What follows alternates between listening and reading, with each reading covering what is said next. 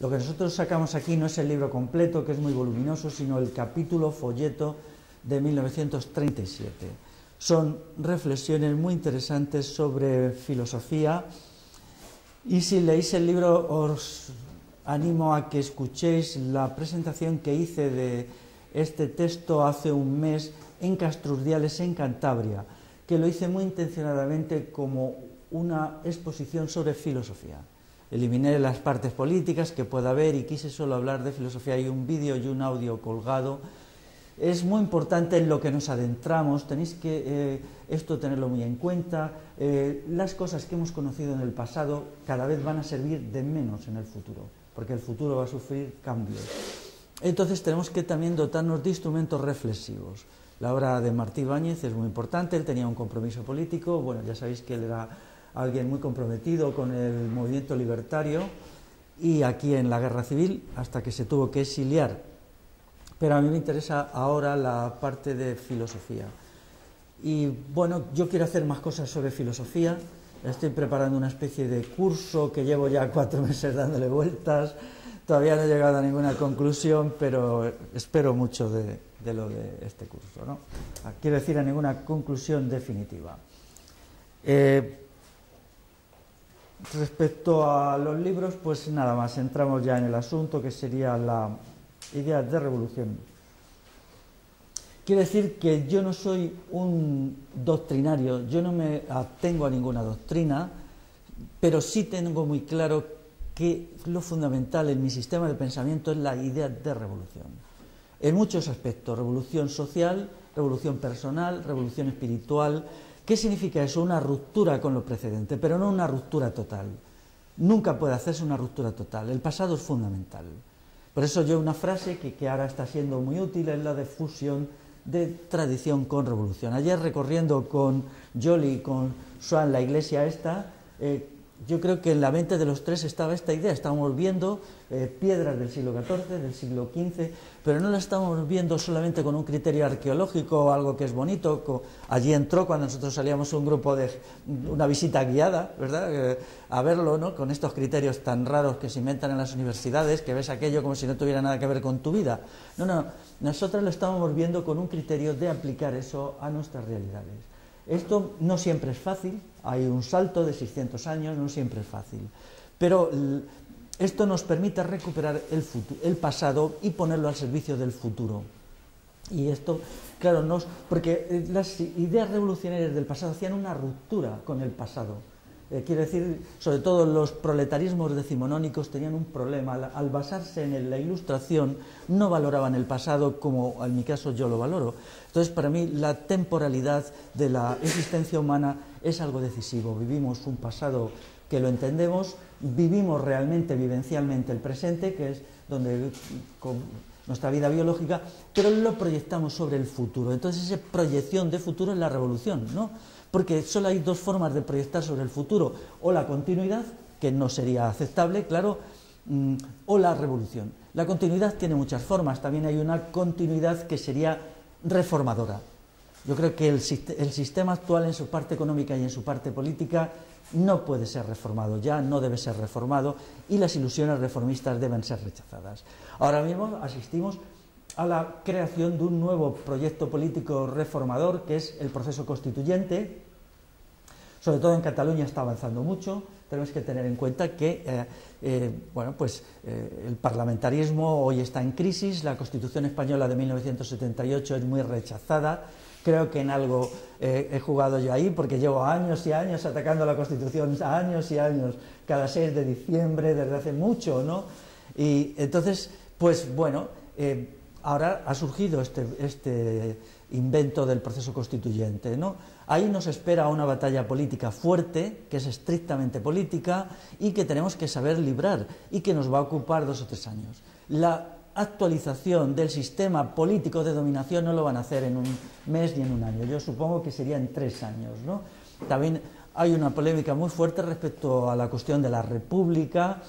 Yo también llevo muchos años dando ahí una batalla contra el republicanismo burgués, y ahora acabaré en 2 meses un libro será una crítica muy detallista, quiero que sea muy detallista, de la Segunda República Española, pero al hacer esa crítica del sistema republicano, en realidad lo que pretendo es cerrar el paso a quienes creen que un nuevo parlamentarismo sería solución.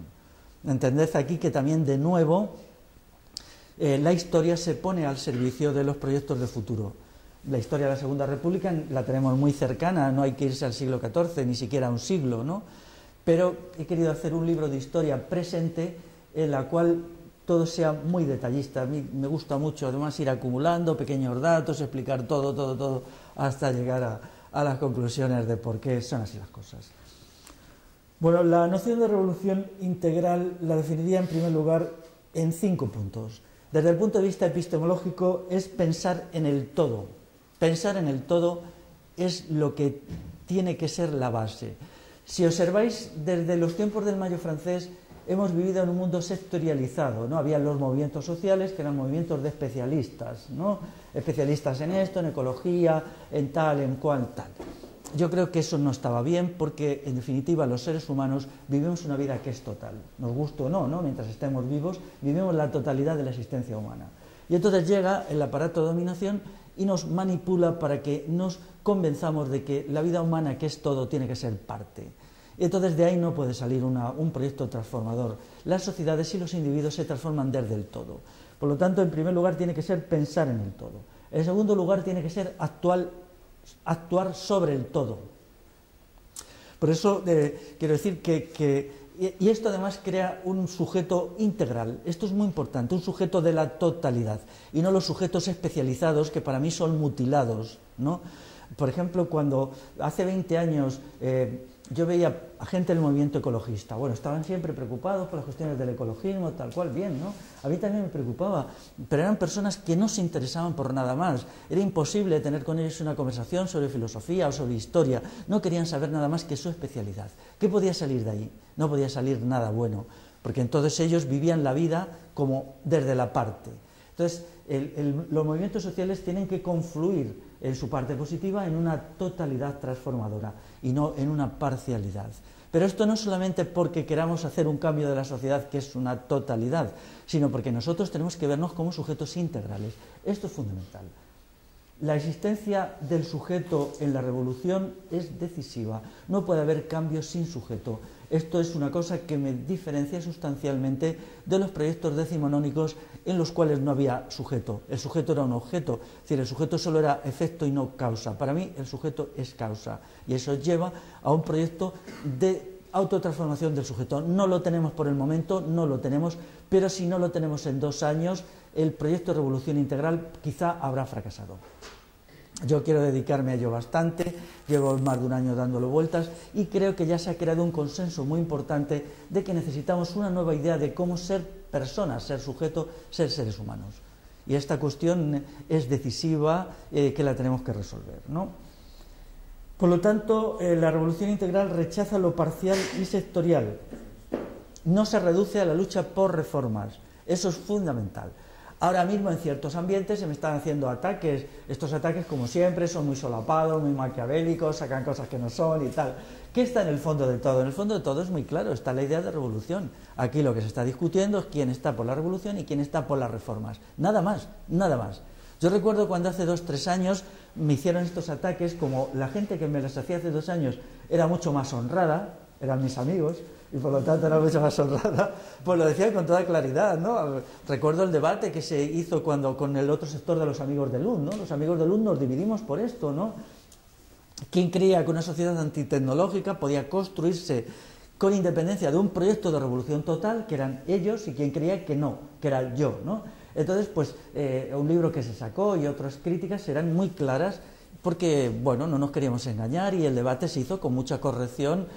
Bueno, siempre hubo algún desliz así verbalista, pero bueno, no tiene importancia que lo haya. Sin embargo, ahora no. Y entonces se buscan cosas extrañas, explicaciones estrambóticas, porque no quieren acudir al centro del problema, que es, vamos a ver, ¿le vamos a dar continuidad a la actual sociedad y al actual individuo o no? Entonces ellos responden que sí quieren darle continuidad, ¿no? Y a eso se reduce todo y con el tiempo quedará bastante claro. Este debate es ya más tenso y más agrio porque, claro, ahora mismo la sociedad está buscando un camino. Hay gente todavía que cree que la economía se recuperará sola, en fin, que eso no va a ser verdad. Pero claro, ya la situación cada vez se pone más tensa porque las sociedades europeas ya tienen un futuro muy problemático. Entonces, eso exige buscar nuevos caminos. Todo esto hace también que la izquierda, como ha existido hasta ahora en todas sus variantes, esté ya muy envejecida, no sea capaz de tener respuestas a los problemas de ahora, y eso incluye mucha tensión. Si hace 2 años este debate era más bien académico y de libro, ahora ya es un debate político, y al ser un debate político y actual, se convierte en un debate amargo y a veces sucio, ¿no? Por lo tanto, tenemos que poner la mente y la voluntad en una idea que es grandiosa. Yo lo digo con claridad. Vuelvo a recordar, la grandeza de nuestras metas determina nuestra grandeza como seres humanos. No podemos construirnos como seres humanos de calidad sin que las metas de la totalidad de nuestra existencia tengan calidad. Si las metas son pequeñas, de ahí saldrán sujetos pequeños. Eso es algo de sentido común, ¿no? Lo que somos se determina por lo que hacemos.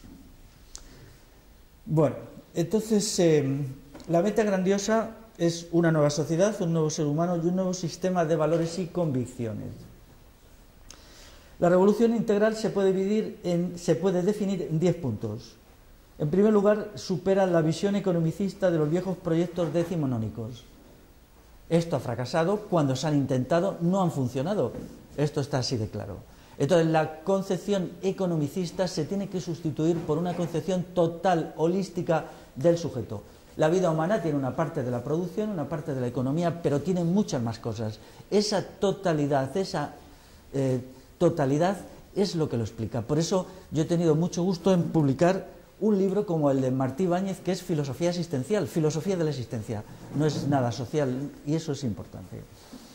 En segundo lugar, tenemos que evitar en el proyecto de revolución integral el politicismo. La vida humana tiene una parte de política, pero no puede ser solo política, tiene que ser mucho más que política. Necesitamos mucho más que la política, necesitamos una idea total de las sociedades. Mientras esa idea no la tengamos, no puede avanzar la transformación de la sociedad, porque las grandes transformaciones, si solo una revolución se puede considerar una gran transformación, necesitan una propuesta para la totalidad del humano. Ayer, recorriendo la iglesia, veíamos que allí había una idea de la muerte, sea buena o mala. Toda sociedad tiene que tener una idea de la muerte, entre otras muchas cosas, porque es parte de la vida. Entonces hay que ir definiendo la totalidad de la vida humana. Y entonces, cuando la tengamos definida en contra del sistema de dominación, es cuando estaremos en condiciones de ganar. Es más, ya habremos ganado, porque habremos ganado la batalla decisiva de las ideas y los ideales. Esa es la batalla decisiva de la revolución integral, de todas las revoluciones. Una vez que se ha ganado esa batalla, y esa batalla la podemos ganar en 10, 15 años, hemos ganado la principal batalla. Luego las otras ya son batallas que también son importantes, pero no son tan importantes, ¿no? Por lo tanto, el reduccionismo economicista y el reduccionismo politicista se deberían dejar a un lado.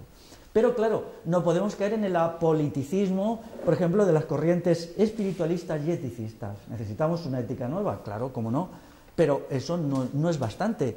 No tan ridículo es el politicismo como el eticismo. Son la exacerbación de una parte del humano, ¿no? Yo a veces me encuentro con gente, como yo trato estos asuntos, gente que me dice, bueno, yo estoy muy de acuerdo, pero la espiritualidad es el todo de la existencia. No, no es verdad, la espiritualidad es parte. Todo es parte menos el todo, que es el todo. Entonces ahí está el desafío, ¿no? ¿no? Ahora mismo a mí me gustaría que surgiera, por ejemplo, un debate ético, precisamente en un texto que hice, ¿no?, contra cierta gente que se encarniza conmigo. Yo puse ahí, decir, bueno, ¿por qué no leéis algún libro? Precisamente recomendé La moral anarquista de Kropotkin, ¿no? Quería haber recomendado también el libro de Kant, la ética kantiana, a la que yo soy bastante cercano, y también el libro de otro libro actual de... Bueno, entonces no se quedó ahí, ¿no? Pero hace 4 días me encontré con un amigo y me dijo, ¿sabes? Estoy leyendo la moral anarquista de Kropotkin. Bueno, está bien, ¿no? Una vez tienes la sensación de que dices cosas que no llegan, ¿no? Entonces de repente te encuentras, dice, no solo lo he leído, sino lo estoy reflexionando. Digo, bueno, pues eso es estupendo, ¿no? Porque una lectura sin reflexión casi no es lectura, ¿no?